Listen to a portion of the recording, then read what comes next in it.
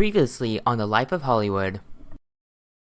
I've had the privilege to be playing everything from bully to boy next door to nerd to just different type of characters, and honestly I've always found it really fun. It's like a safe space where you get to explore and you also get to work on your skills a lot. So I'm very blessed and like very lucky to have met something like that in my life early on my career too.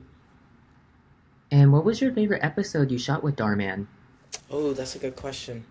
I've had a couple. I would have to say like my fan favorite is probably Welcome to the life of Hollywood, hosted by Marcus Nocerino. Hello, everyone, and welcome to Season 2, Episode 1 of The Life of Hollywood, a podcast where we converse with working professionals about their start in the competitive world of Hollywood. I'm your host, Marcus Nocerino. Hollywood is full of all the glitz and glam, but behind the scenes, it's a world where obtaining a job, position, or role is challenging and rough. Today's guest will show us his ways and will introduce us to how he manages the life of Hollywood. My guest today is Fred Mayelian, who is known for his acting projects like Justice for All with Judge Christina Perez Seeking Justice and acting with social media influencers Matt Jostin and Justice Delgado. He was also the lead vocals and guitarist in a band called B9, which currently has songs on SoundCloud called Chat Room and Stupid Hero. Fred, thank you so much for being here today and joining me to talk about your journey in Hollywood. Hi, how are you, Marcus? How you Hi, doing? thank you for coming on. So, talk about like how you got started with your career in Hollywood. All right, I'm trying to make it quick. So I started out. I was in a band. I used to play in bands since I was 16. We played the Whiskey, the Roxy back in the day.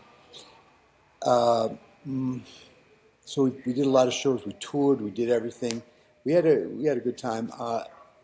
And then I had kids, so I decided, okay, I'm going to quit playing music and. And then I got into acting, and that became a whole new, as the song goes, a whole new world. Um, and then I just started doing plays, and I started getting hooked on the plays. And I think I transitioned from music to, I still play music. I just transitioned to music to acting. And I started doing a lot of plays, and then I got in some films, and I got in some, student films, and then I got in some big films. I did some national commercials, and then I got hooked. Same addiction, just a different route. It's pretty cool. And how did you get started with your band B9? Well, I had a lot of bands. I had hair bands. B9 was the last band I was with, and we, I don't know, a friend of mine, Jeremy, he was the singer. I was the backup singer, but he needed a guitar player, and I was kind of out of it, and I just jumped in, and then we did reality TV shows. We toured. We opened up for uh, Misfits and a whole lot of other bands. And we went on the LA Warp Tour, and that was really good. That was fun, but it got old quick because I was getting older. And I was kind of phasing out because I was looking at the kids, and they were like, they shouldn't have been my kids. So I just got a little tired, beat up, and then I quit for a while. And then I got my kids to acting school, and then they didn't want to go anymore, and I paid so much money for the lessons. My wife said, "You have to go to the classes. He's not refunding our money." And I went, and it was scary, but I fell in love. Found a new gig, and that's a quick, abbreviated part of it, Marcus. Nice, nice. And is it tough looking for roles and auditions? Well, yeah, Marcus, you're in it too, so you're for every 20, 30 submissions, maybe you get one or two invites to audition.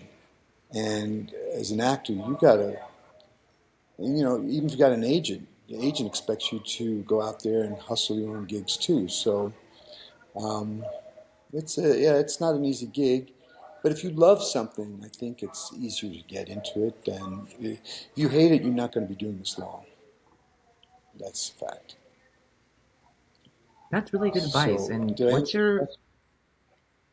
what's your favorite production you worked on so far? Well, movie or plays?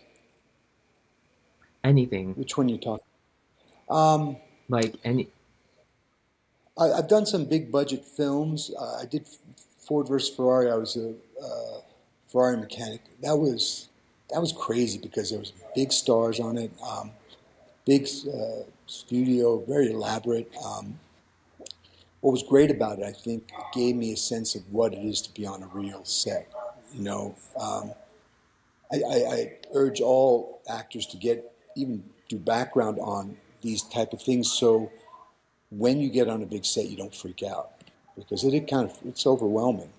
So if you do a handful of backgrounds on big sets, you kind of get it and you see it and you see it's not as glamorous as you know you might think it is, and it calms you down. So when you actually do get a gig, you're not dazzled by all the hype. So it's a good opportunity.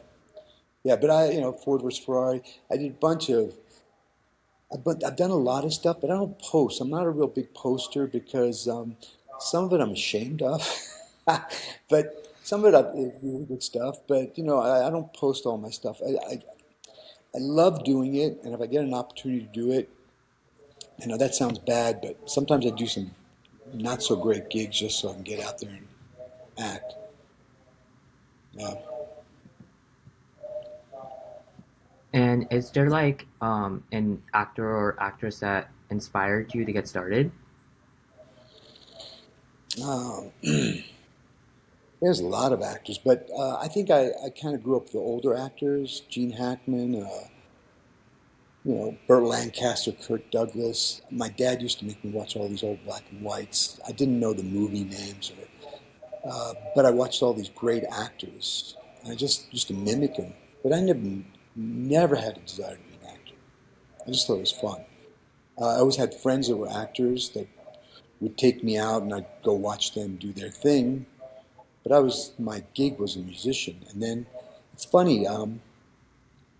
It's funny how many times you avoid something, but if your road leads to that, you'll eventually get to that road, now or later. But for me, it was later, and I'm happier now because I'm completely in control of what I feel and think, and if I want to do a project, don't want to push.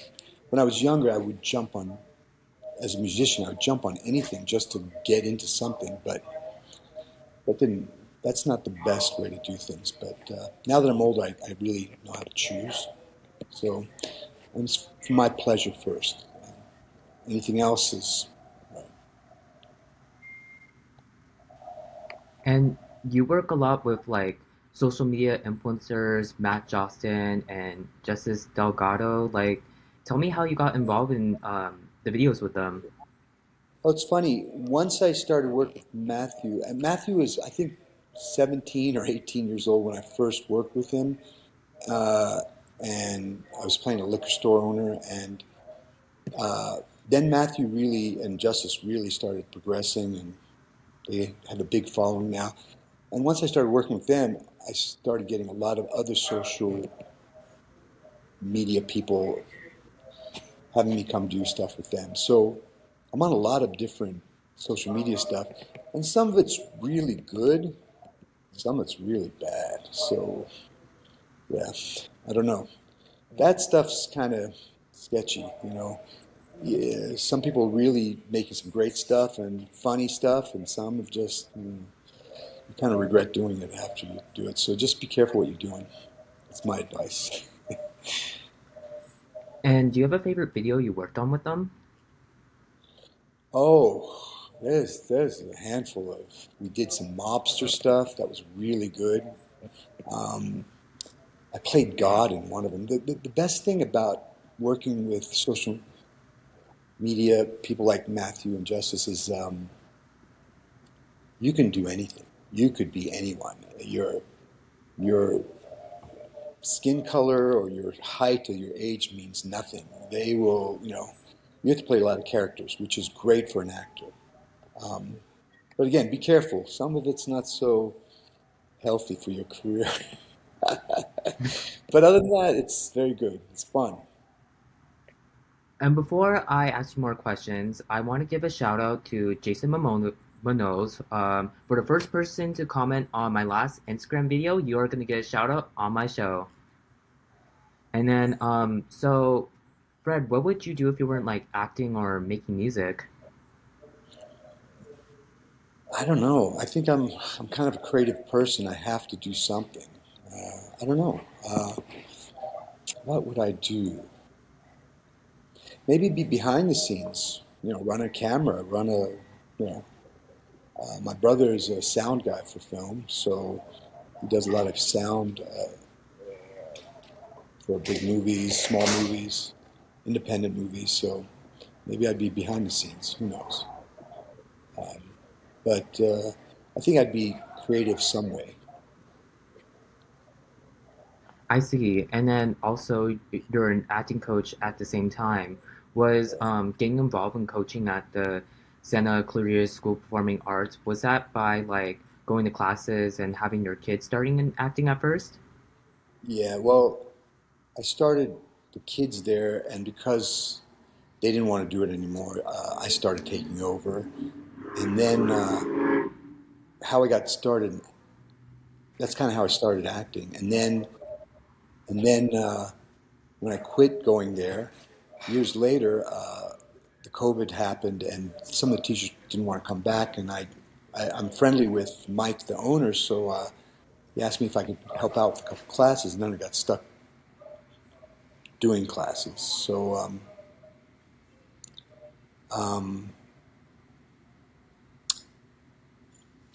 so started doing classes there, and been doing it for like almost 3 years now. And how'd you like teaching for the classes? Teaching, when I first started, I didn't know what I was doing because I was an actor and not a teacher. So I really grew up uh, by teaching because teaching's a whole different aspect.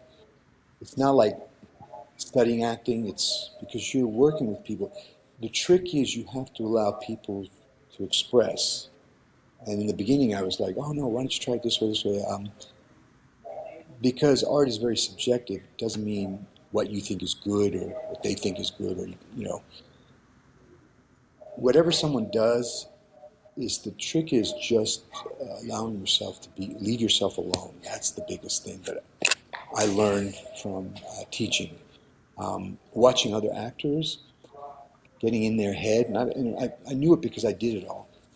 But the thing is, I think just being relaxed and willing to go for it, go for whatever you feel. And if it's wrong, it's wrong. And it's got to be okay to be wrong. We beat ourselves up so much. That's why so many people come to acting classes and quit right away. Oh, I couldn't do it. It wasn't working for me. I think they were just too hard on themselves. You got to do it for fun. It's art. It's creative. Children never beat themselves up if they're not the perfect cowboy or the fireman or princess. They're always perfect. So I mean, actors have to be very forgiving for themselves, especially. It's a tough gig because you're being judged all the time. That's hard because people don't like to be judged, and I think acting is very hard because you're always being looked at, critiqued, and you go to an audition and they look you up and down. You got to remember you're a product, but at the same time, you got to love it. If you don't love it, you won't do it for long. And which one of your students have gotten like callbacks and bookings from the auditions you coached them from?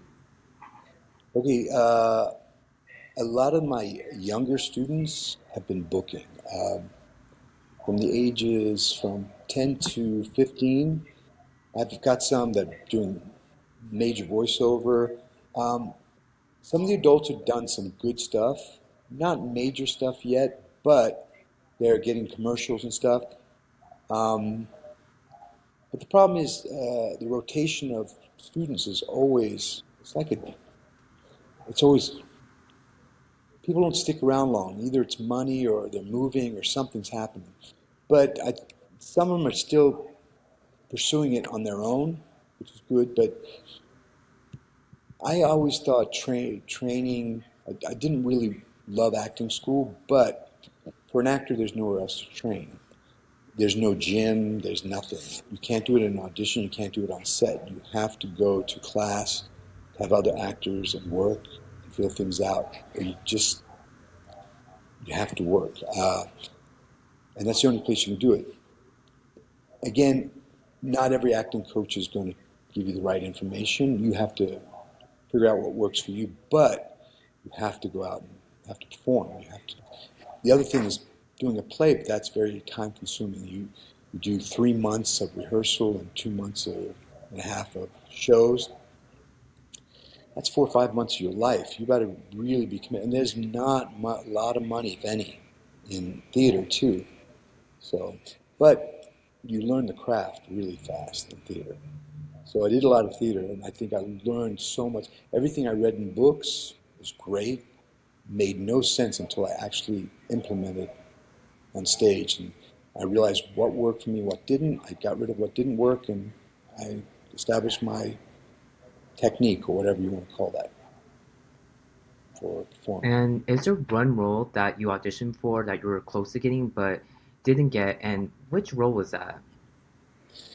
Oh, there was lots of them, but recently, maybe in the last 2 months, there's a show, a religious show called Chosen.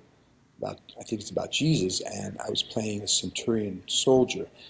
Um, I really got close to that, but you know, you have to understand the bigger the role, the more actors that are pining for that job. So you really have to be incredibly good. I thought I did really well in the audition, but again, it was like a 5-page monologue. It was no other character except me. And the turnaround is they send it to you, the agent sends it to you, and you got to have it within the next day or two. It's a lot of work, a lot of memorization. Um, yeah, so that's the most recent one. But they come and go all the time, and some you land, and some the international, the national commercials. I've landed a handful of those. They've paid really well, and they were great. Yeah, it's pretty interesting. And is there any future goals in like your career for the future, especially for 2026? Oh, yeah. For 26, I want to work a lot. That's the gig. So I have to submit. I have to talk to my agent, see if he can get me some more substantial gigs. Sometimes they send you on gigs that like you're looking at it and going, can't believe they sent me on this. And other ones they sent you and you go, you can't call them enough and thank them because they're such. But what I've realized with my agent, you have to take the good and the bad because you never know which one's going to be this amazing gig and which one's going to be not so amazing. So, and try never to say no to your agent because that hurts their feelings.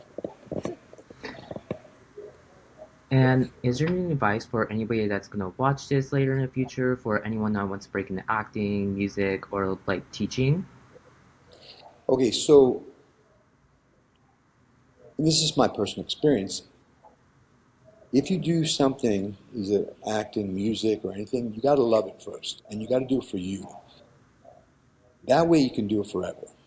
But if you're doing it for other reasons, fame, glory, you know, love, or whatever, you're not going to last long. So because if you fail in something you love, I heard this from Jim Carrey. If you fail in something you love, it's not so painful. But if you fail in something you hate, you can be making $1 million a year, and if you hate your job, you'll regret your life. But if you love something, you still fail in it, you'll have all these great experiences to look back on, and it was never a fail. You lived your life, and you lived it the way you wanted. So love what you do. I know it's such a cliche, but I swear to God, if you love it, oh man, that is cool. All right, I'm sorry. I didn't mean to bring that up. Yeah. Fred, thank you so much for joining me today and for having such a great conversation with me. Thank you, Marcus. I'm